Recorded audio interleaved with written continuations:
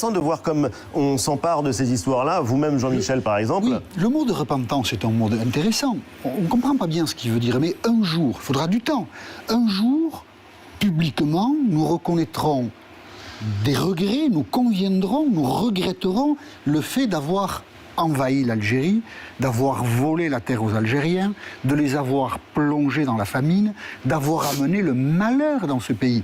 Un jour, nous le reconnaîtrons. Cette semaine, il y a 10 ans, cette semaine, dans l'Opinion, une tribune de Jean-Pierre Chevènement. Et dans le corps de la tribune, c'était une hérésie de faire ce que nous avons fait en Algérie. C'est la première fois que je vois ça. Il faudra du temps pour que des responsables politiques importants reconnaissent que l'action décidée à partir de 1830 était une erreur historique profonde. Je voudrais juste faire un parallèle historique qui m'a amené, moi, à réfléchir à ces questions.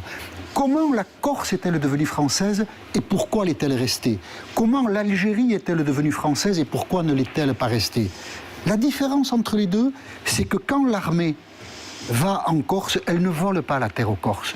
Elle laisse les Corses vivre de leur terre. Quand l'armée va en Algérie, elle vole la terre. Et quand on vole la terre à une échelle d'un pays, c'est le viol d'un pays que l'on commet.